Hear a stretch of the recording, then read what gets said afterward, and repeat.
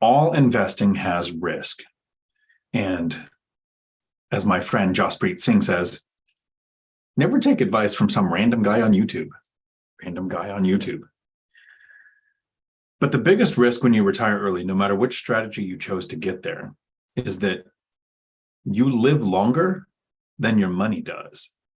So there are several different ways to retire early, to reach financial freedom. You can, I don't know that I have ever met anybody who's done this, but you can save enough money to where you can live off of that money. And this is something we actually heard from generations before Gen Xers, because you used to be able to get 11% interest by putting your money in the bank. And if you had $1 million in the bank and you were getting 11% interest, it's $100,000 plus per year that you can spend on interest coming in. So you might hear older people say, well, you can save your way to retirement. Well, if you save it and then banks stop paying that interest, like they did for the last decades, it's getting back up to around 4% now. But what if you live longer than the money in the bank does? If you invest in stocks and the stock market crashes right after you retire, there are studies that you can do on a sequence of return risk, where you take the Trinity study, which kind of vetted out the 4% rule. The idea with the 4% rule was, if you invest a certain amount of money and you withdraw only 4% in the stock market, that the average annual return of 10% would give you enough money for that 4% to come out, enough money to cover inflation in normal years, not the last couple of years, and then enough money to cover the taxes on the gains that you're withdrawing from that so that you can live on it. So if you need $40,000 a year, it's $1 million invested.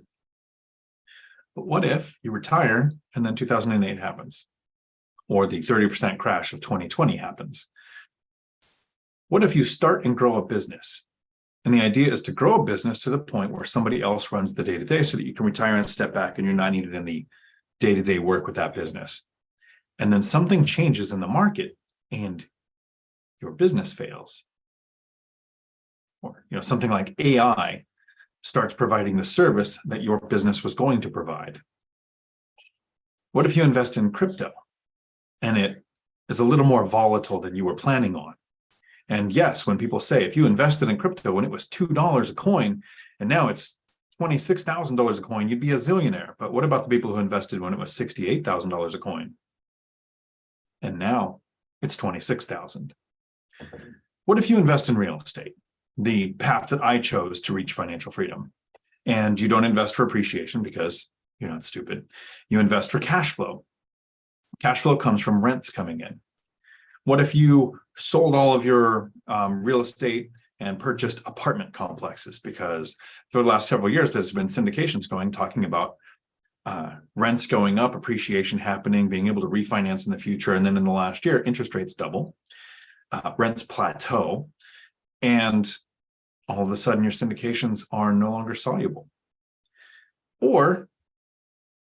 And the reason I feel comfortable investing in real estate is because even with data like this, if I could find, this is historical rents. Since 1940, you can just follow the trend there. Rents have never once gone down, not since we started tracking the data. But what if they do? What if you're investing in the one time in history where rents do go down? Or you're in the local market where rents take a hit? Because while on that chart, you see that rents have never gone down since we started tracking the data market-wide, there were some specifically local markets like the dot-com crash smashing Silicon Valley, or the car manufacturers moving away from Detroit. You might invest in an area where rents drop. So the biggest risk with retiring early or retiring at any point in time is that you might live longer than your money does, which means you might have to return to work. And the reason that I hear a lot of people say they don't want to invest or reach retirement age or retire or a retirement amount so that they can retire whenever they want to is because they might fail. You might lose the money you invested. There's a lot of mights in that sentence. What's almost a guarantee is that if you don't invest, you'll not only have to return to work, but you'll have had to have worked the whole time. And you will definitely lose the possible gains you could have had. So if you pick stocks, you're definitely not going to want to get your information from me on how to diversify and how to protect yourself and how to plan for things like a stock market crash. There's channels on YouTube here like Joe Kuhn, that's Kuhn, who invested using the buckets method. So not only does he have a well-diversified portfolio, and he talks about how he reached financial freedom. He's been financially free and retired now for over 4 years. But his buckets method gives you a bucket number one, which lasts. It has a certain amount of money that you live on. So 1 or 2 years worth of living expenses, so that if there is a dip, you're not even worrying about the other buckets for a couple of years. Then each bucket after that has assigned a certain aspect of investing in retirement. If you start and grow a business, you want to, if you're going to retire on that business, what I would suggest is not being retired on one business. Right? I don't suggest diversifying and picking several different businesses to try to grow and reach financial freedom. But if you can grow a business to the point where you're financially free, and then before retiring, diversify some of that money, since you've learned how to run a business, you know how to hire employees, how to track expenses, you know how cash flow works with a business. Try different businesses to diversify your sources of income. If you're investing in crypto and you're retiring early off of that money, let me know how you did it. If you invest in real estate, since I invested 100% in real estate, and it is entirely possible that rents could go down, even though, since we've started tracking the data, market-wide rents have never once done that. I invested planning on rents to drop 50%, and I would still not have to return to work. Partly, this is by making sure that the gap between any expenses I have and the income that I have coming in could drop by 50% and not hit to where I have debt to cover with my own income from a source like a W-2 job where you have to sell your life 1 hour at a time. Second, there are ways to diversify in real estate. What I did is I made sure my properties weren't all really close together. I went at least 10 miles apart between each one, and each one close to several different economic drivers, like a base, a port, a college, hospital, Boeing, Amazon, a large population, or different ways for something that can happen to the economy, like a Boeing plant might close down and move away. I still have other sources of tenants, and a small portion of my portfolio might be impacted. And then I diversified my tenant types. I keep about 1/3 military, 1/3 working or retired, and 1/3 Section 8. So that something like a prolonged government shutdown, a pandemic, or a stock market crash doesn't decimate all of my sources of income with my real estate. But the biggest risk is you living longer than your money, which means you should be investing in a way that accounts for inflation. An example is, over the years, rents tend to go up. I showed you the chart. Mortgages almost stay the same. The principal and interest stays the same. It's projected out for 30 years with fixed rate debt, which is one of the reasons why I stay in 4 units or less and have residential loans. But property insurance, even if it doubles, is only hundreds of dollars, maybe $1,000. I think my largest homeowner's insurance policy, I think, is $1,200 a year, and that's for the fourplex where I insure my own personal items. So when I stop house hacking, that's actually going to drop by about $500 a year. So insurance, property taxes can go up a little, but not as much as rents do. We've seen actually 30 to 40% rent increase in most markets in the last 3 years. So while you might not have tenants in place experiencing rent increases that much, when you have tenant turnover, you have the opportunity to make significantly more money because rents increase so much, tracking with inflation. If you're investing in the stock market and you are using the 4% rule, and you are watching what's happening with stocks and inflation, since that estimated 10% return in the stock market over a long enough period of time is supposed to account for inflation when the targeted inflation rate is 2 or 3%. We've had between 6 and 9% for about a year now. You might want to have less than a 4% withdrawal rate. If you are retiring early or retiring at any point in time, the idea is to mitigate the risk. All investing has risk. And when you retire early, think about this before I wrap this up at the beginning of this live stream and I get to all of the questions. So if you have questions about financial freedom, retiring early, please put them in the chat and I will get to each one. almost everyone who doesn't invest for retirement, the statistics, which I don't have committed to memory, but I'm going to try to remember them, are something like 48% of Americans between 55 and 65 have zero saved for retirement. 60% of Americans have less than $1,000 in the bank to handle an emergency without having to go into bad debt, credit cards, or borrowing money. And I don't know the percentage, but it's a large number. I think it's half, which would be 50%, but I think it's half of people making more than $250,000 a year are living paycheck to paycheck. So those are the statistics of the average person. Their every day is that they have to work. If you invest in a system, an asset class, stocks, real estate, crypto, running a business, and you absolutely fail, you could have to go back to work, which means your worst case scenario is at least half of the people's every day. I think the risk when it comes to retirement is not planning on being able to retire early. And if you saw my short recently, I said I saw a comment when I talked about retiring early where somebody said they would never want to do that because the idea of doing nothing was terrifying to them. Imagine if you have all the time to do anything that you want, and the only thing that you can come up with that you would do is nothing. That person probably shouldn't retire early. And yes, there is a lot of nothing to do. Quote from Calvin and Hobbes. Calvin says, this thing that sucks about summertime is there's never enough time to do all of the nothing that you want to. There is a point where doing nothing is a good thing, but to be productive and to take, another phrase from Joe Kuhn, that channel I watch, is don't retire from something, retire to something. Figure out what you're going to do in retirement. And for some of us, what you're going to do in retirement is also going to produce money. If you want to retire because your ultimate goal is to write books, there's probably going to be a revenue source there. If you want to retire because you want to invest your time into your community, there are several ways to do that actually produce money. The biggest risk in life is not taking risk, because then you're guaranteed not to have gains. So, howdy. Welcome to another Tuesday live stream that will last as long as the questions do.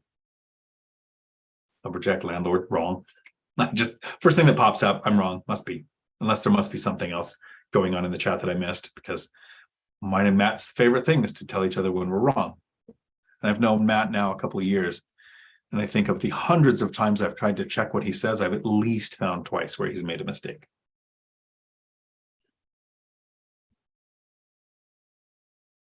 I see there was a super chat from Josh. Howdy. Thank you. Welcome back. Yes, I am back in the United States, where probably only 80% of the people are miserable, versus Portugal, where it was 98%. Thank you for the super chat, Josh. I'm looking to see if there is a question here. I want to make sure I don't miss it if there is. Because sometimes you want to ask a question, doesn't fit into the super chat.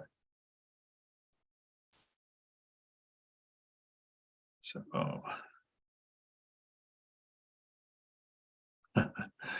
howdy, Brock. Been a while since you haven't had to watch in Futureland. No cowboy hat today. No, the cowboy hat, it's resting because I've been doing some, I don't want to call them hiking, but some walks, and it's hot in Washington. That's not normal. Duplex Dave is retiring in 2 weeks.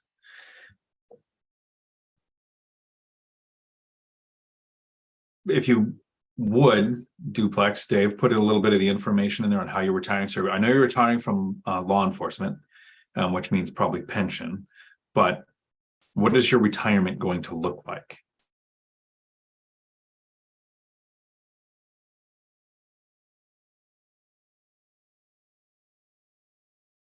Duplex Dave, retiring at 52, you feel like you should have retired at 32.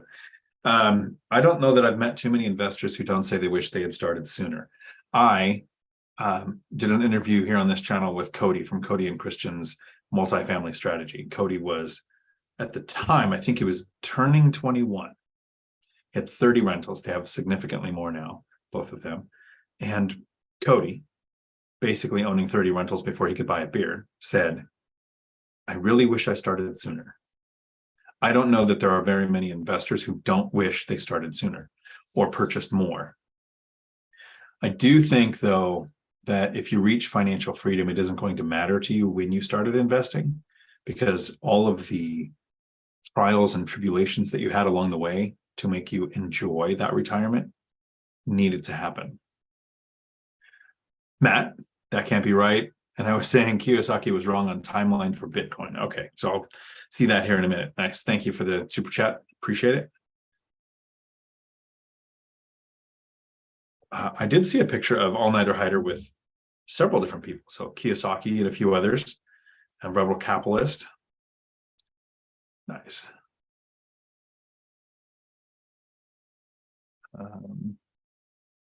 All Nighter Hider. Kiyosaki is a good dude. He hung out with some nuns looking for funding for a church. That's not a joke. Nice. Millennial Mike got to hear me off camera, of course, go on a religious rant one time. That was entertaining. There must be some comment I'm missing about Kiyosaki calling Bitcoin wrong. No Mondays, always Saturday. Howdy. I pay about $700 property insurance on the duplex. That's about what mine are. Six to $700. Yep.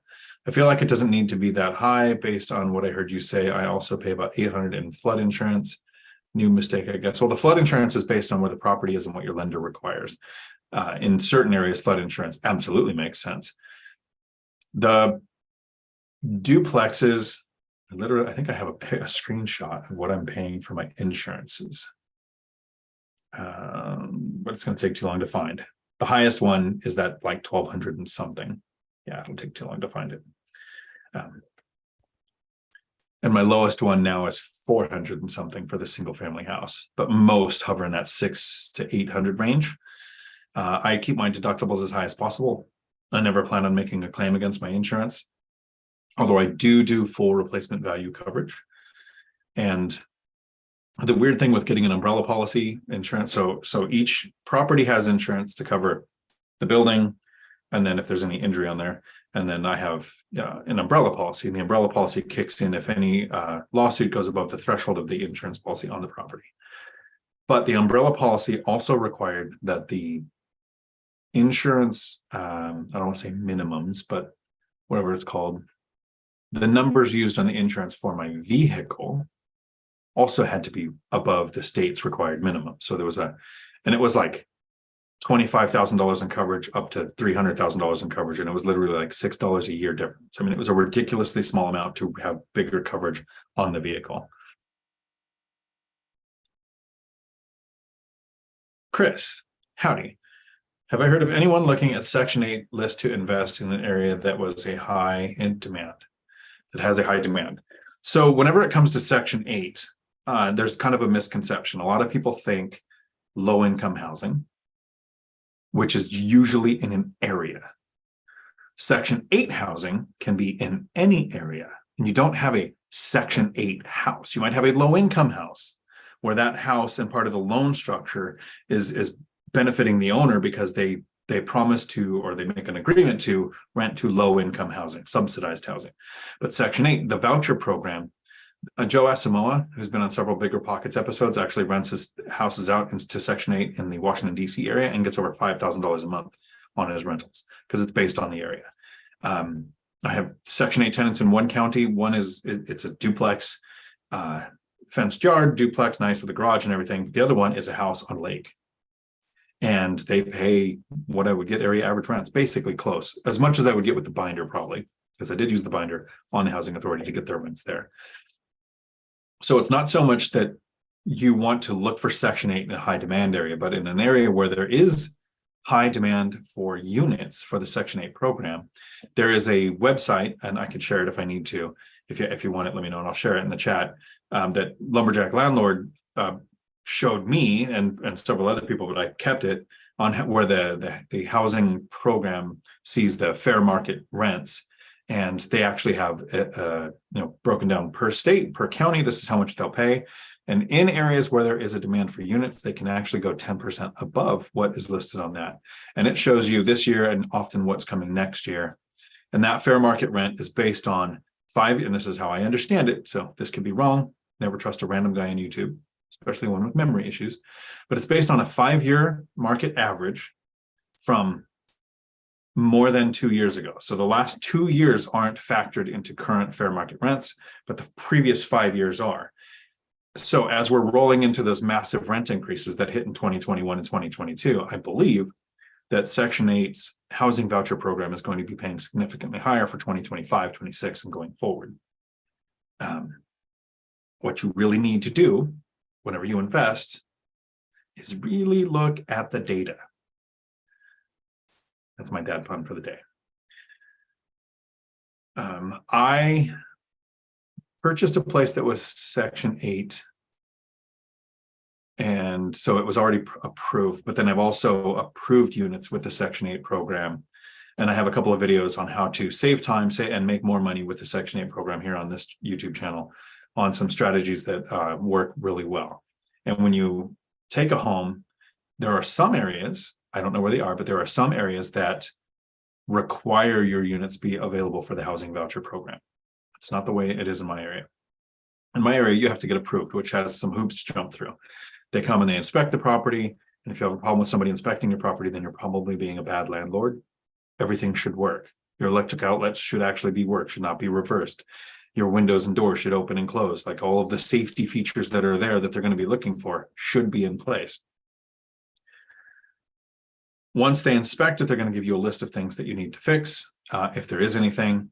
And to save yourself time on making like a follow-up appointment with that county official that's going to have to come back out and look, you can actually take their contact info and ask if it's okay if once these repairs are made, if you took a video and you sent it to them, would they accept that as approval? And I shave down like a 2-week wait into 2 days to get one of my properties approved.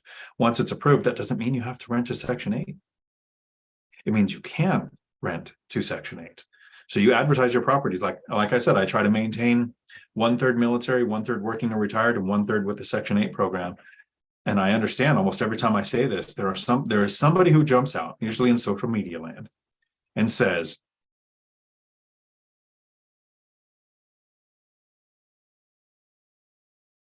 it's illegal to limit and discriminate against who you're renting to. Because if I put in a listing for a rental, military only, no civilians, no housing voucher. Or I went to another one and I said, okay, housing Section 8 program only, no one else. I would probably be setting myself up for some kind of lawsuit, right? So I don't advertise to a specific type of tenant as far as the wording in the advertisement goes. What I do have control of is where I advertise. If I have a unit that's opening and my ratio of about 1/3 of my units is low for Section 8, and I call the housing authority and I say, hey, can you let your counselors know that this listing is coming out on Tuesday? Here's a link to it to let your customers know that are waiting for a 3 or a 4 bedroom or whatever unit is that available in this area, that it's coming out Tuesday. I go through the work of letting the counselors know that so that they can spread it out to their clients. Who do you think is going to be the first people to apply? If I go on the base and I go with the whatever in your area is the agency that handles housing on that base, and I let them know, I have a unit coming available, I want to advertise on the base, who do you think is going to be the first one to apply? So it's not so much that I target my advertisement and I discriminate against certain people. I advertise towards the type of person I want to attract. Make sure I'm not missing any other super chats or anything. Bill O'Connell, go back up here. How you move the money? You close before, so you have to have the financing before and 1031. Is that a question I'm missing something previous to?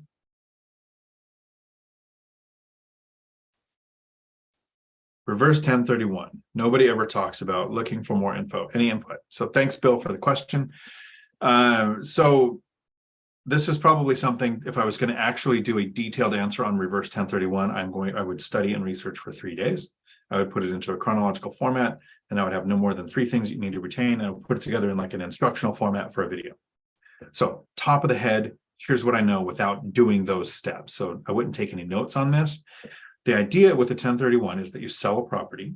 You have 45 days to identify the properties. I think it's 3 properties that you're going to purchase, 180 days to close on one of them. So it's like a really strict timeline. A reverse 1031 is where you purchase a property and then you sell a property and use those gains to cover the purchase of that property. So the purchased property happened before the sale. I have a friend. She actually she's moved out of the area now, but she was coming to the Tacoma FI local Facebook local group. So on Facebook, there's a group, Tacoma FI. We meet once a month, second Tuesday. When I'm in another country, I seem to miss them, but I'll be coming to the next one. She would come and she did a reverse 1031. And the thing to look up, Bill, that messed it up for her was she purchased the properties, and I think it was 2, because remember with a 1031 exchange, whether it's a reverse or a normal, you have the property or properties that you purchase have to be valued at more than the property you sold. And you have to use a third-party 1031 agency. And there's like a bunch of other things that you'll need to research for that too. But when she purchased the properties, at some point, she did something. It was either purchasing the properties or selling the new property or the property that she was going to use for the 1031 in there. And I'm not sure exactly what this is. I should reach out to her. I asked her a couple of times to make a video, but she's kind of shy. And she triggered the 45 and 180 day counts and wasn't paying attention and missed them. Wasn't able to do the 1031, which just means you pay taxes on your income, which I understand sucks, but it's not like it's the end of the world. Remember, everybody's always worried about paying taxes. You pay taxes on gains, or you made money to pay those taxes.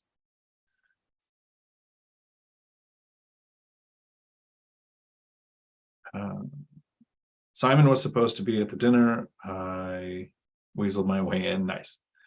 All-nighter hider. Retire to something, not from something. Absolutely.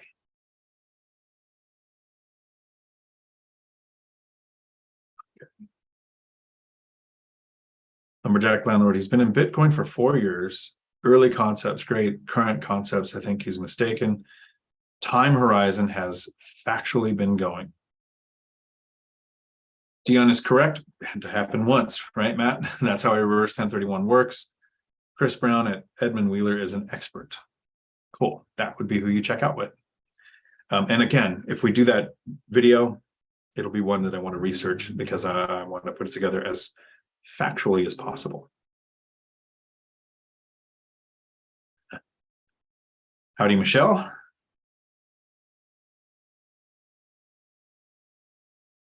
All-nighter has to eat.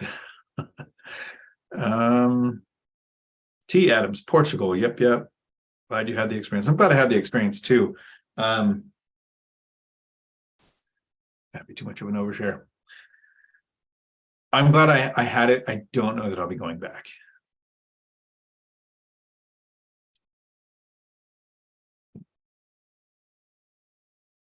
And how do you move the money, Bill, with that 1031? That's probably definitely a part of that I would need to do the research on it. You need that third party 1031. There's a term for it, but it's an agency that handles 1031s. Absolutely incredible, Laura. As Laura said, the conference was good. Okay, how was conference? T. Adams, I don't think I would ever retire. I would always have other things going on, like 501c3. So I had a 501c3 and I actually gave it to somebody. When I left the CDL school, I gave them the nonprofit that I made while I was there.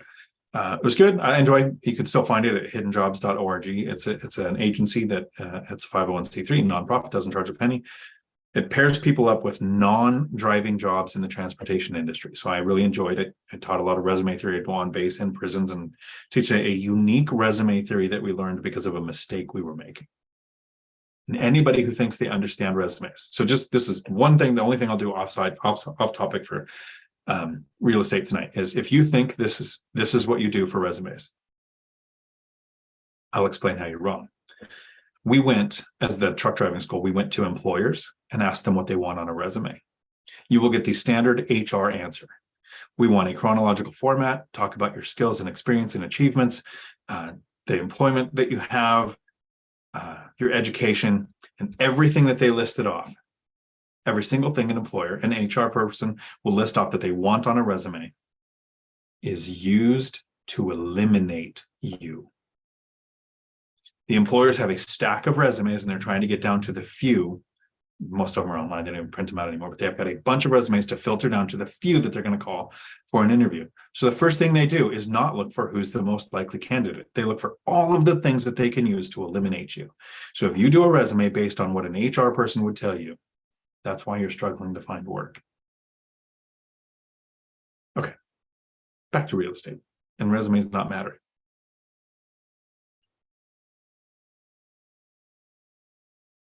Lumberjack landlord. Not many smart things come out of hockey players, so you remember a few. Shred. Howdy, Shred. What service do you recommend for running new application background checks? The Zillow online application process is pretty sweet. They are pretty reasonable priced on my experience. So for a long time, and this is probably something that is a great question for Matt, the Lumberjack landlord, on his Sunday morning live stream. It's 8:30 in the morning on Sundays, not last Sunday because Mother's Day, and not this coming Sunday because of the one rental at a time event. But on normal Sundays at 8:30 Pacific. Matt has a much bigger portfolio, and he has, he's done rehabs and more turnover and everything. And a decade of investing, because of my strategies, I've only had 4 tenant turnovers, and I had 2 of them last year. But 2 fine tenants, so it's 4 tenant turnovers, but I have purchased some properties that were vacant and I had to place tenants. For a long time, in the beginning, I was using Cozy, COZI.co. It's a Canadian company that was purchased by Apartments.com, so they went together. Then I used Apartments.com. I didn't use Zillow. I could have. It really was just I found Apartments.com. It seems to be what's used in my area, so find out what's used most in your area. Free for the owner. Cozy was $38 for the applicant. Apartments.com is $45 for the applicant. You get a credit check and credit report, because payment history and all that kind of stuff is as important to me as the score. Eviction history. And then they collect work information on Zillow and Apartments.com, but they don't verify it, which is good. Because if the tenant gives you the information and you call, it's very easy to fake where they rent from. They call their friend, they text their friend, they say, hey, I rented these dates, this is your amount you charge, and you just say you were my landlord. Very easy to fake that. You say, this is the dates I worked there, this is what I made, whatever. It's very easy to fake employment, all of that, landlord history. I've never cared about income. It's not something I check, right? But I do use this as an opportunity to try to catch tenants in a lie, because if I can catch somebody in a lie, it's easier to not have them rent my place and deal with more lies in the future. You'd be better off in a room with a thief or a murderer than a liar, because with a thief and a murderer, at least you know where to stand. Find out where they claim they work. Google the name of the company. Reach out with a number that you find yourself. Ask to talk to HR, not the person that they named, and ask to verify employment. That way you have a chance of catching them in a lie. So I used Apartments, probably works very similar to Zillow. I'm not sure what the pricing structure is like, but Apartments was free. Since then, my last 2 tenant placements, and I'm transitioning my rentals over to the platform Hemlane. I've had really good luck. You put the information in once, like you can on Zillow or Apartments, and Zillow puts it on like 3 platforms, and Apartments puts it on 2 or 3. So Cozy and whatever other ones are, Trulia, Hot Pads or whatever. But Hemlane puts your information on 30 different platforms. And with Hemlane, I use the lowest tier. There's 3 tiers. You can collect rents, you can dispatch your handyman. With the second tier up, you can dispatch through like an Angie's List type version mixed with Thumbtack their handyman out. And with the third highest tier, you can actually have leasing agents go show properties and sign leases. So I might step up if I start traveling more. But with Hemlane, what I'm not doing is reaching out to all 16 units and saying, hey, I'm on this new platform. All of you need to start paying your rent on Hemlane, because I have some tenants, like there's one nice lady that has a flip phone, doesn't have the internet at her house, and I'm not going to make her learn a new platform or change anything. She actually writes me 6 months worth of checks at a time. And I believe like that the little bit of time that I go and hang out every 6 months to see what's going on and grab those checks is kind of like a, I don't want to say social, I don't know, human interaction for her. So I'm not going to go to her and say, I'm on a new platform, you need to go buy a computer, right? But as I have tenant turnover, or as I buy places that are vacant and I place a new tenant, I will be putting them on Hemlane as I go forward each one, because it's $28 a month to be on Hemlane, and then $2 per property. So as I add properties, it's not a noticeable amount of money. Financial firefighter, howdy, aloha. Shred, do you require renters to have renter's insurance? It is in my leases that my tenants are required to have renter's insurance. I have never checked, cared, or verified that they do, because I don't actually care. If there is ever an event where insurance would need to be included in whatever's happening with the tenants, I would refer to the lease saying, I require that you have renter's insurance. So that is a you problem, not a me problem. I just say it's in the lease. I say it's required that you have renter's insurance, and then I've never asked or cared to see it. So do require it, don't verify it. That's not a command. That is telling you what I do. I require it, I don't check. And it's to protect me from ever having an insurance claim. Josh, howdy. You amigos are always good to answer my questions when I haven't super chatted. I'm just paying for the past help. Oh, thank you. Much appreciated. Try to get to all of them. Sometimes there's a couple things for the super chat. One, it supports the channel. Two, it tells, Google, who owns YouTube, somebody likes the content, maybe share it with more people. And three, if we're doing a live stream and like this is early on in the live stream, I have at least an hour to go. I'm probably going to get to every question that's out so far. But if we get into that second hour and it's getting close to wrap up and you have a question you really want to go in, it's a way to jump the line. All-nighter hider, making a call on both timeline and price is just arrogant unless one controls that market. Guessing one or the other keeps one from looking foolish. Quentin Tarantino quote. Somebody let me know what movie this is from. The less a man makes declarative statements, the less apt he is to look foolish in retrospect. It's one of my favorite sentences I've heard in one of his movies.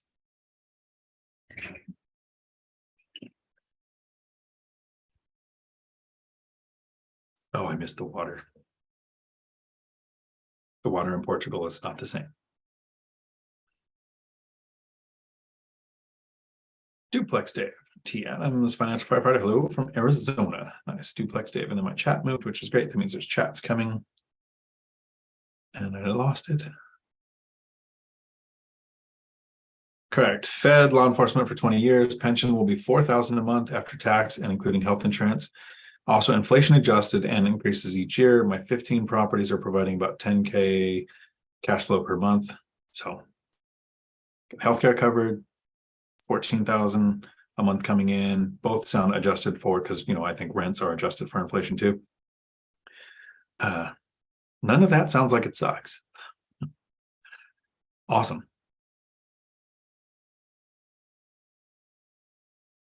And then Lumberjack linked the website. Thank you for that.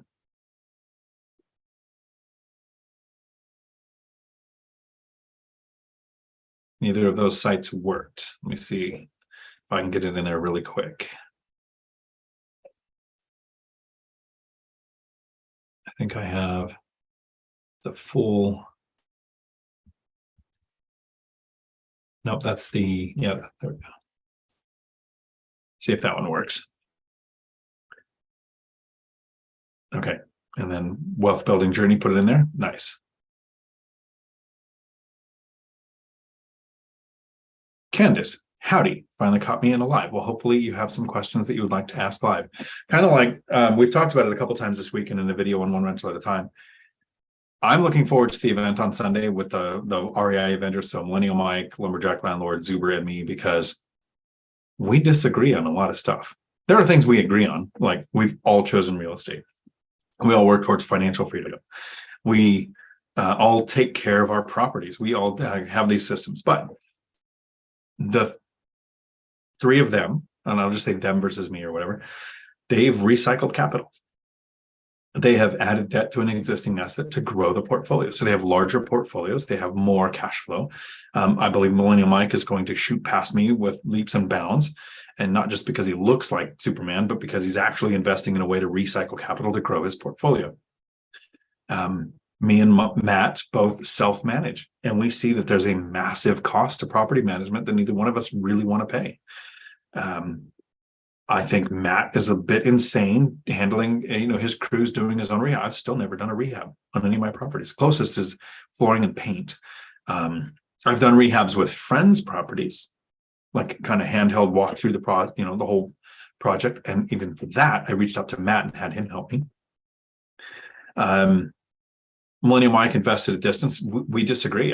He says he wants to get this return by investing in Gary, Indiana, and house hack here. And I would rather save the down payment and buy a cash flowing rental here, where one rental produces, one duplex produces $2,000 a month in cash flow, versus Mike starts at $250 a month. Probably, let's say he gets $500 a month per rental in Gary. So first year $250, but by year 2 or 3, he's doubled that. He's getting $500 a month per rental. So I need one duplex to make $2,000, and he would need 4, literally twice as many. Once he's got it stabilized, we disagree.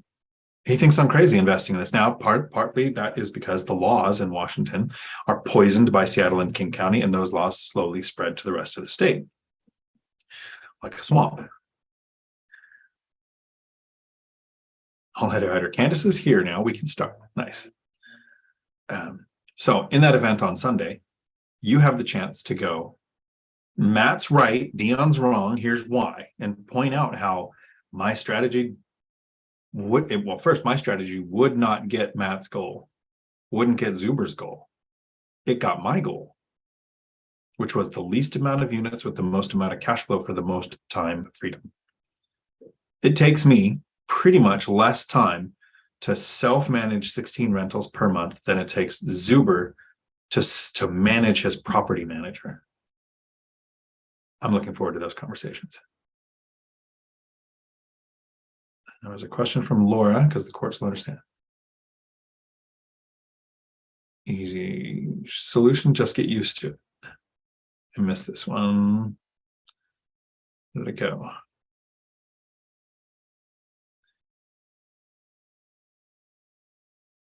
I'm sorry, Laura, I missed it. I just saw how was the conference. Some comment there that I'm missing.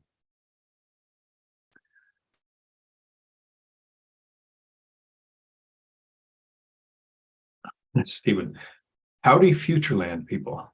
Thank you. Overshare time. Now I reeled it back in. I had no, I can't. It's too much. You never know what to share. Like, so any veterans here, or anybody who's been through a fairly traumatic experience where it doesn't bother you, and you share a story with somebody, and you literally lose the friendship because the event that you're sharing should have had an impact on you and it doesn't. Those are the overshares I'm trying not to share. Rob, has Mike been shot at this week? He's in SWAT training all week, so I'm guessing he's at least been sim round hit a few times.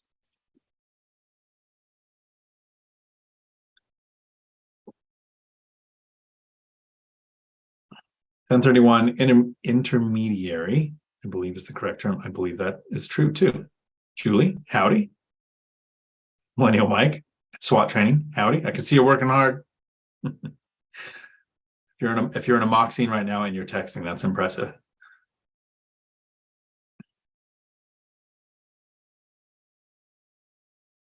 It's a weeding out process, wealth building journey. Yep.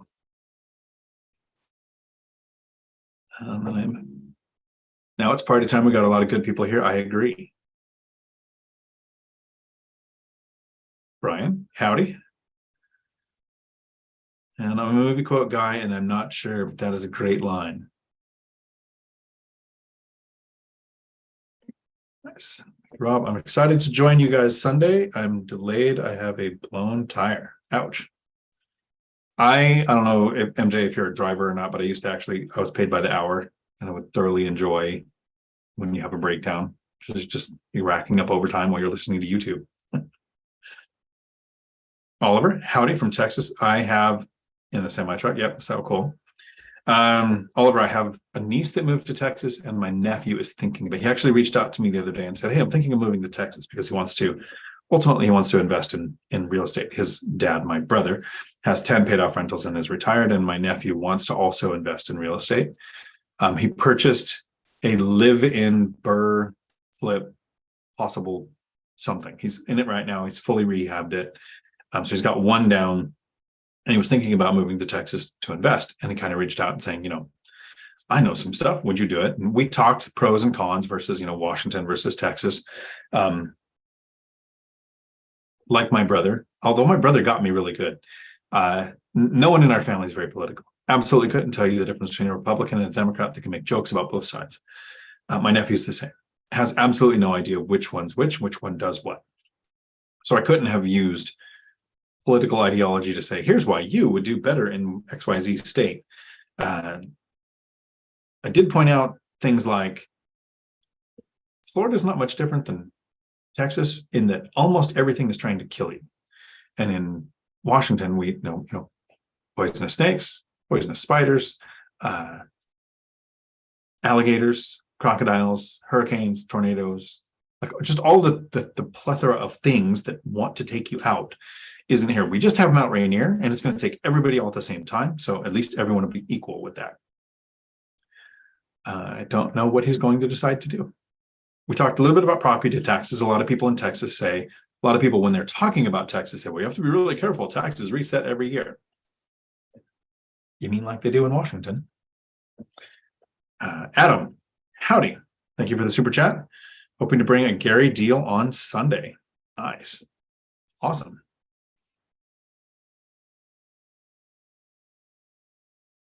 Howdy from the twins' 8th grade graduation, John. Nice. Congratulations. Oliver, Texas is a great place. Thousands of people are moving here daily. Only thing is property tax sucks. Yeah. From what you see online, a lot of the people moving to Texas are coming from the north and the south of Texas.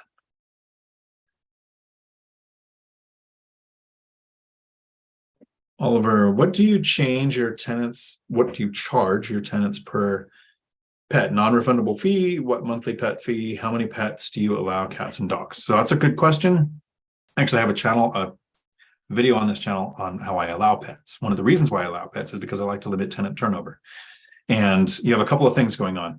People with pets, those pets are as important to them as their family member. It's not your opinion of how important a pet is, doesn't matter. It's the person's opinion, right? The tenants, the customers. And so if you have 100% of the rentals in the area are available and only 20% allow pets, you've just eliminated 80% of your competition as far as whatever rents you can charge, not just the pet fee, the deposit, any of that. You've eliminated actual competition that just doesn't allow pets. So then I also eliminate the stress and the stupidity of it takes 5 minutes to print out a fake emotional support animal document on any pet you want. And now you have to wonder, is it real or not? And can you verify it or not? I don't have to because I allow pets. The only way that comes into play is if you have a tenant that has an emotional support animal, you're not allowed to charge a pet fee or a deposit or a non-refundable fee for the pet. In my area, so I don't know about yours, check your area. The other thing is Mindy Jensen talks about this, and I took this from her. So this is a Mindy Jensen strategy. In a lot of places, you can't call it a non-refundable deposit because the word deposit is legally defined as something that belongs to the other person. You cannot not refund something that belongs to them. So I have a non-refundable pet fee of $250. And that is for anybody who's moving into a property. If a tenant is in place already, I usually don't charge that fee. That's if they're in place already. And then there's a $25 per month pet fee, right? Total. So if they have a cat or 3 cats and 2 dogs, it's $25 a month. Insurance does get to come into play if they have what is deemed an aggressive breed or an overly large breed, and I will just take the verbiage from my insurance policy and I will put it in the lease, and I'll show the tenants like, this is why your one type of pet doesn't meet the requirements of the insurance. Haven't really had too much of a problem with that. So there are some times where you have people that come in and they say there's no such thing as an aggressive breed. There's just some aggressive dogs. Meet my dog. Is it aggressive or not? I just go by what the insurance says, and I say that's my limitation.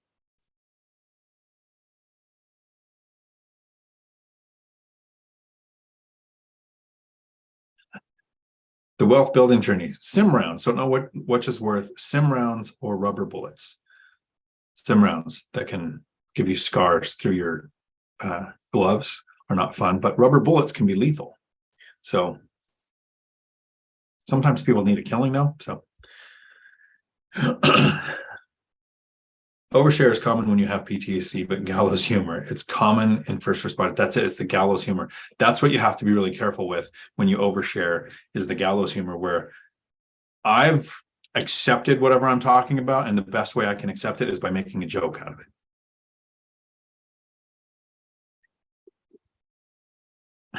So yeah, no.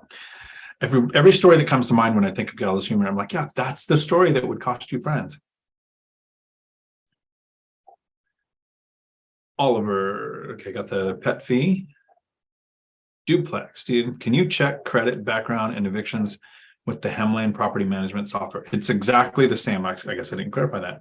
It does. That's what it does. That the applicants can apply just like, because it puts it onto 30 platforms. So if they found it on apartments, they would use the apartments. I think if they found it on Zillow, they would use the Zillow thing. It all goes through Hemlane. So my last two tenants applied through, I saw all the information through Hemlane. I don't even actually know where they found the listing, because I got, I don't know, 30, 40, 50 people applying. And then I went through and I found the ones that was, came in first and was the most qualified, in case, anyone litigious is listening.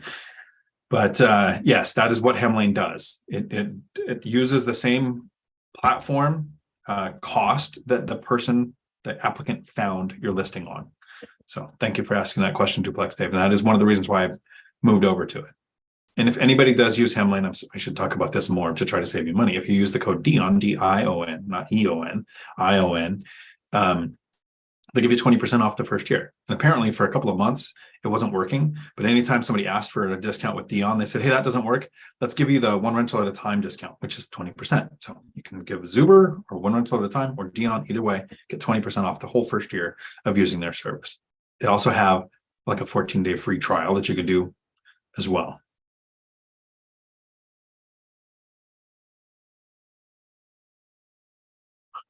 T. Adams, if you beat a dead horse long enough, then it is funny. Ex-social worker. Fair enough. Ryan Beck, howdy. Thank you for the super chat. I appreciate it. I'm going to look through really quick just to see if I'm missing a question from Brian.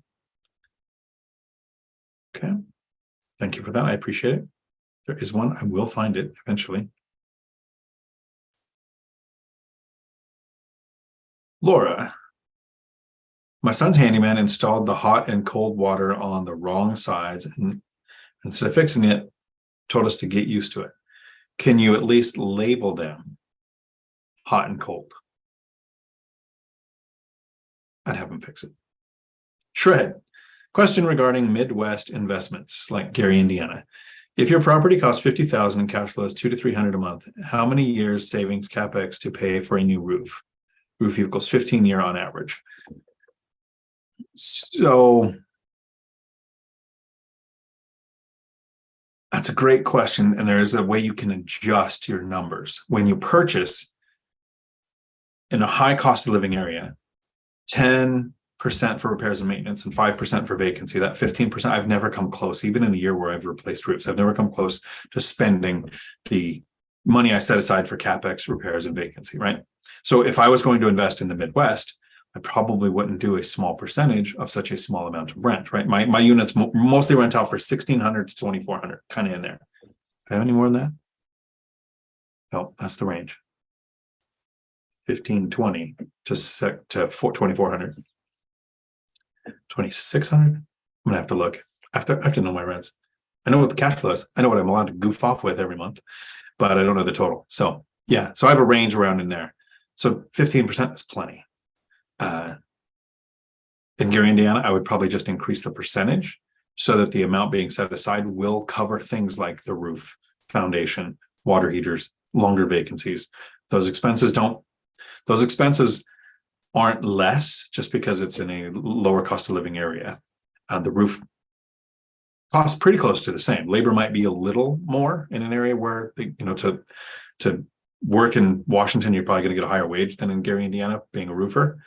But that's what I would do, Shred. I would just increase the percentage of what I was setting aside. Remember, expenses do not impact cash flow. Not if you're running this right. Todd, how far away is your closest furthest property away from your home? The closest one is around me. I live in one unit of my fourplex, so that's a little bit of sarcasm, but yeah, so that's pretty close. Ironically, I've seen the tenants in this fourplex less than most of the other tenants. My furthest one away, Tumwater, 45, 50 minutes. They're all within an hour of each other. So I self-manage. I would probably go, I've actually almost purchased a property in Shelton, came this close to making an offer, but the owner re-signed leases for a year with both tenants at a rent number that didn't make sense to me. So how that happens is when you have remaining months on a lease left, and it's lower than where you want the rents, where you would set the rents, kick the person out, rehab, set the rents, or use the binder strategy and get the rents there, because you are bound by the existing leases. Is you take, let's say hypothetically, nice round numbers, you want to rent the place out for $2,000 a month, and there is a lease in place for $1,000 a month. So that means every month you're basically losing $1,000 of what you would need. So if that lease lasts 6 months, that's $6,000 that I would add to my equation for my cost to acquire and see what it does to my yield. You might also not be able to get the rents up that full 1,000 at the end if you're in a rent control area. You might have to have a tenant turnover at that point if it's too big of a jump. From my experience, the binder strategy, I would get the rents to $1,700 or $1,800 using the binder from 1,000 to that, and with confidence, because that's pretty much what's happened every time. So I would, but the remaining months on the lease, that you're kind of held to.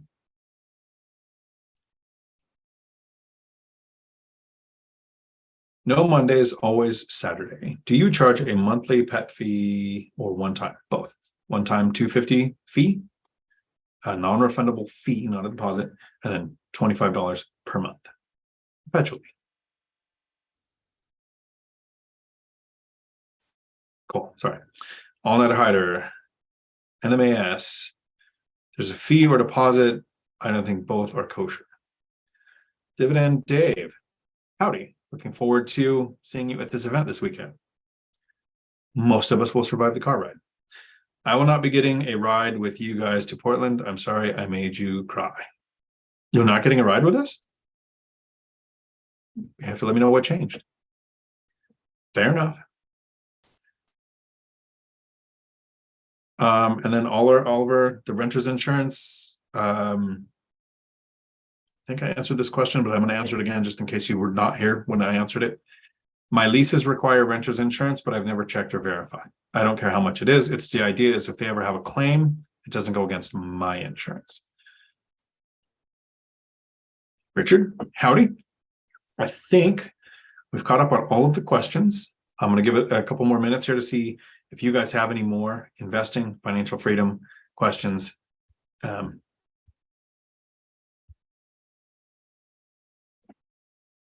Yeah, it's weird, Dave. What changed? Let me know. I probably offended Dave with one of my stories, which would not surprise me.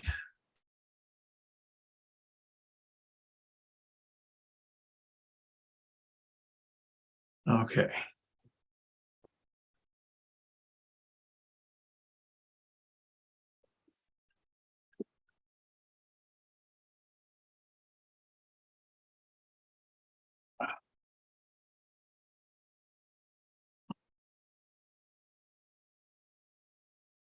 I think we've wrapped up with all of the questions. This will be one of the shortest live streams I've ever had, as far as live streams go. Dividend Dave, I got a rental car because I will be in Portland a little longer, looking to buy a property that's surrounded by sleeping people.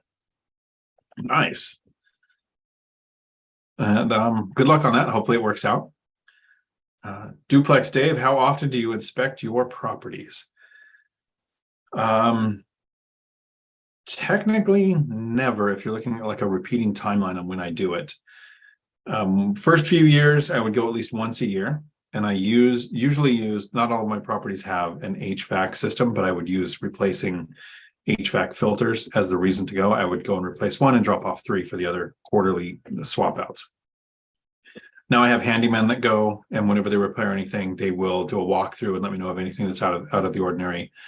I went to 2 properties last year for tenant turnovers. I did not need to go to one of them. One of them I went because I wanted to see it. I have not been to a property on purpose. Like for something I couldn't have had. I went to 2 properties for turnovers last year, and I went to 1 to paint the ceiling. I didn't need to. I could have paid the handyman to paint the ceiling, but swap out the light. They did that, and I did the final touch-ups on the ceiling. I hardly ever go to the properties. Handyman going that you trust, that you developed a relationship with. Your Section 8 properties, the state will walk through once a year, once every other year, and inspect and let you know. They generally won't let you know anything about cleanliness. Okay. This is something I don't understand. There are so many landlords that are worried about how the tenant keeps the inside of the house. It doesn't matter to me. Maybe the outside, if there's, I don't invest in HOAs, but if there was an HOA that can have an impact, you can get a fine. If you have a small multifamily and one is kept not good, the other tenants might, you might have higher turnover or less chance for better rents when you do have a turnover. I'm worried about safety. When the handyman goes, the banister is checked, the carpet on the stairs is checked, doors, those kind of things are looked at. I have a tenant who 4 doors are completely demolished, holes punched through them, tape over the holes. Like it looks really bad, right? I said, your kids have destroyed the doors. Would you like me to replace them? And she said, nope, don't do that, because they'll just destroy the new ones. Why don't you wait till we move out, use the deposit to replace these doors? I wouldn't know that if the handyman didn't go through and send me video of the doors when he freaked out. And do I care that the doors are broken? They're doing what they're functionally supposed to. There was enough in the deposit and more to replace all 4 of the doors. So I don't really inspect. I don't really care. I just don't. Safety things are checked by handymen that I have developed a relationship with and know and trust their skill sets.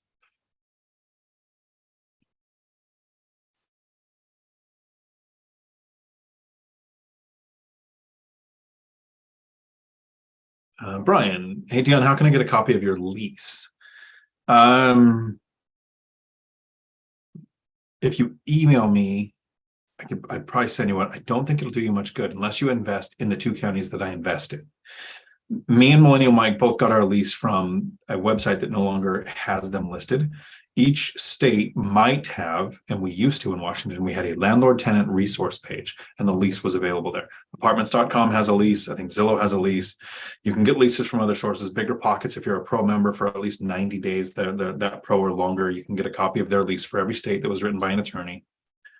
But they're very location specific. The words you can use, the way the laws are written. And actually with my lease, I went to an attorney and I retained an eviction attorney in one of the counties that I invest at. And I asked them, I said, hey, you work here. Is there any verbiage that you can give me to add to my lease that will make your job easier if we go through an eviction together? So I added a little bit of that. So I can give it to you. If you invest in Pierce or Thurston County in Washington, it might help. But if you're in another state, I actually recommend not even looking at my lease, because it might have something that you think sounds good that you put in your lease that voids your entire lease, because the way severability works is the entire lease is binding unless both sides agree to change it. And that can get complicated when you're crossing lines.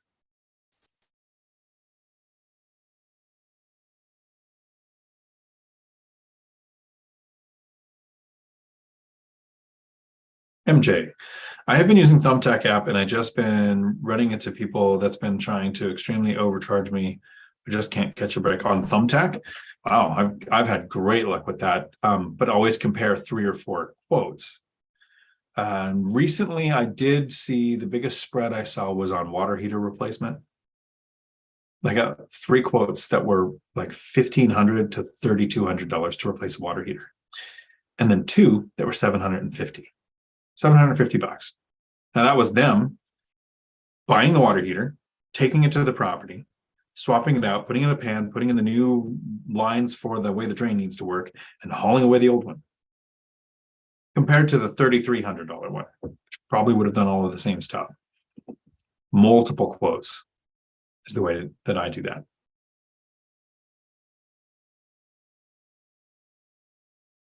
Duplex Dave, how is that going, by the way? How often do you inspect your properties? T. Adams, I'm saving down payments right now. It is slow, and it starts slow. It's so frustrating, especially when you turn on YouTube or social media and all you see is, I'm 17, I have 150 rental units. Whatever the story is, right? Or I started investing 6 months ago. I have 10 rental properties. The stories that you see, right? Versus slow and steady wins the race. Save a down payment, buy a rental property that cash flows, rinse and repeat. Right. It still takes somewhere between 5 and 10 years to reach financial freedom, but the level of risk is so much smaller when you're not doing every single deal with some kind of creative financing. Or in those stories, what you're usually missing is the resource that person has that most people don't. Mom and dad's money, settlement, insurance, something where there was a windfall that we're not hearing about. Like when you hear Mark, the financial firefighter, go, in 2 years, I got this many rentals. It sounds like, in 2 years, you can get, I think it was 14 rentals, right? So that's amazing, right? But then you hear Mark go, I emptied out my retirement account. So is that a resource that you have? And then when he got the 14 within those 2 years, and he had some evictions going on and some rehabs going on, and they were all hitting at the same time, even he will go, I probably should have spaced this out a little bit to make it a little bit of an easier transition to getting into this. He did it successfully, but I think the stress level was a bit more than what he was, anticipating. All-nighter, fly safe.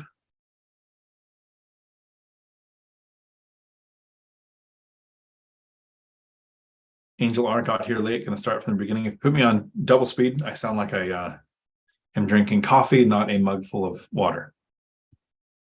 That makes my eyes water.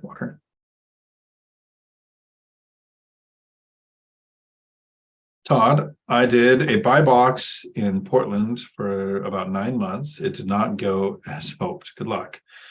Yeah, it takes a while to learn a market, and if you find out about a deal in an area where there are a lot of investors, I would wonder why no one else has jumped on it. So, good luck, Dave. I hope that works out. Dave, you were joking about Portland. Okay, well, it sounded real.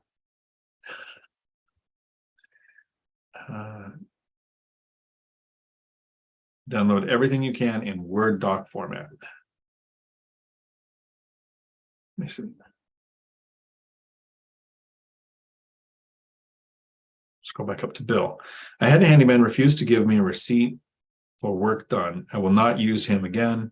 He was overpriced and the work was okay, but the tax receipt. So I've had it a couple of times where you don't have the receipt. Download everything in PDF format. Like I think there was a comment down there, whatever that you could do. Take screenshots. The payment method is how you report the taxes. And then if it comes down to the IRS just saying, hey, we're not going to give this to you, that you say that's fine, but you still reported the payment on the person who's trying to avoid paying the taxes. Because that's generally what's happening when they don't want to give you a receipt. Dividend Dave, would you rather buy property in King County or Portland, Oregon? I wouldn't own in either place if someone gave me the property. I would immediately sell and put the money to work somewhere else. It's not political. It's literal insanity.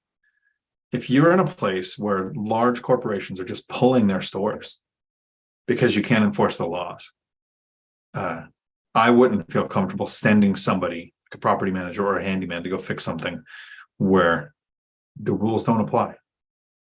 So neither. It's a good question, though. My daughter has said, and I say this often, it's really hard to make a decision when both outcomes are positive. It's kind of hard to make a decision when both outcomes would suck that bad. Angel R, renovating my properties is tiring me out. I believe Dion's method might be a better long-term solution, even if it means less in savings. There's a price to sanity. Yeah. There was a period of time where I thought my brother was nuts, right? He was using a HELOC to buy properties. He would buy mobile homes that were basically falling down on acreage, then spend 3 or 4 months, sweat equity, fixing them up, turning them into really nice rentals while he was running a tree service. So he'd work 10 to 14 hour days, trees 4 or 5 hours a night on his rentals. Once they were paid off and all in place, he has 10 paid off rentals that produce about $12,000 a month in pure cash flow. He's very happy, never has to work again. So I see the end product now more than I did while he was doing it. And I have friends who purchased rentals and did rehabs, and they had the carrying costs every month when there wasn't money coming in and there was a mortgage going out. And then they had, the cost of the rehab versus in some areas, like where a lumberjack landlord invests, you rehab a unit, you're going to get significantly different rents. And where me and some of my friends invest, I have a property. So I actually have properties. I have one with the original 1982 orange cabinet countertops. And I have one that has slow close and granite countertops. They get the same rent. Like, no, this one gets $2,000. The nice one gets $1,800. The idea that rehabbing a unit gets you more rent is dependent on your market. In Thurston County, Washington, that's not a thing. You get what the rentals around you will get. It doesn't matter if you have plywood countertops or platinum countertops. You're going to get exactly the same rent. Know your market to know if the rehab work is worth it. It probably is where Matt invests. He gets significantly different rents for a nice updated rehabbed unit. Not where I invest.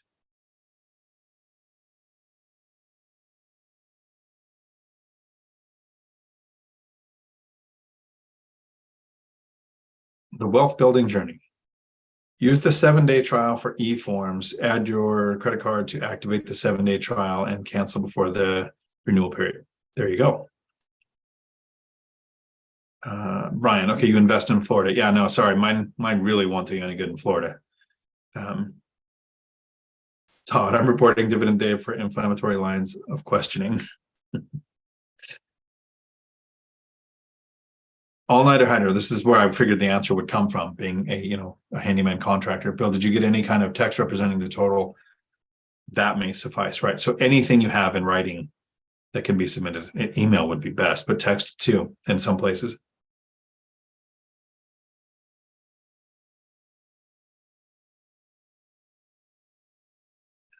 The wealth building journey, 4 rooms is the movie. It is. Chester is the character. Like my old granddaddy used to say, the less man makes declarative statements, the less apt he is look foolish in retrospect. Interesting movie. Jason, howdy, a little late to the party, but you made it.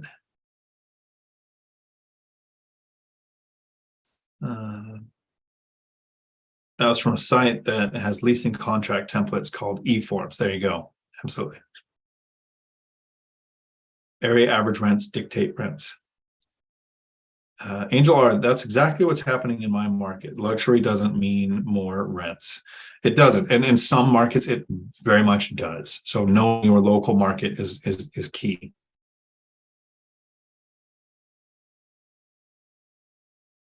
Cool. All right. So I have a video coming out Thursday that is the 3 mistakes investors are making now. These are not like hypothetically, you shouldn't be doing this. These are mistakes I hear investors talk about that they are making currently. That video comes out Thursday. This weekend, we have the one rental at a time 3-hour event on Sunday. I'm going to try to do a live stream Saturday. Nope. This Saturday, there's no live stream and there's no course live stream because I will be in Portland at the event.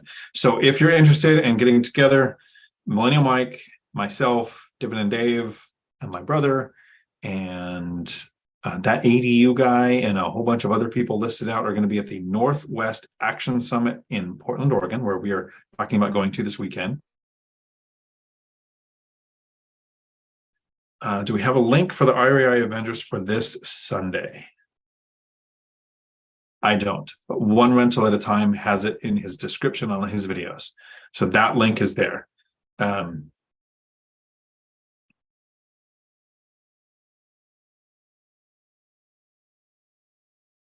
Duplex Dave, my markets are in Oklahoma and Florida. I've been very pleased with both the increased rents and the appreciation over the past few years. Expenses also tend to be on the low side. That's what I'm finding in Washington. We had 19% and 24% appreciation 2 years in a row, 19 and then 24, and rents went up 30 to 40%. It's almost like owning rental properties over time works out.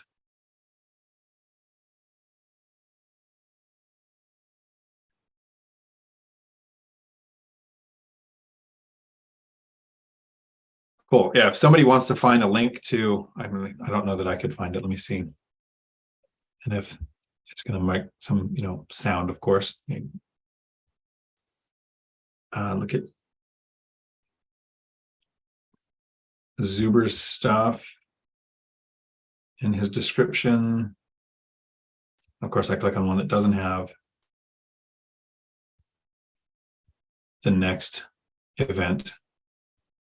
Try one more thing.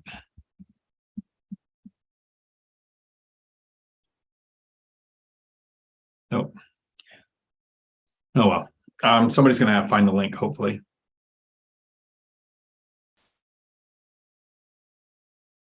Okay. Angel R. Dion, you've got to shoot a video on that. Your wisdom could save us rookies from over-renovating for small rent boosts. It's a costly learning curve indeed. Yeah, I should probably do that. I think I thought about it at one point, but I have a couple of friends who just did renovations for the higher rents and then ended up not getting them. And they would feel like it was an attack. I think that is why I stopped from making it.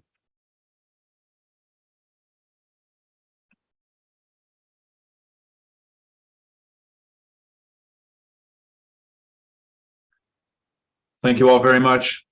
I hope you have a week full of awesome.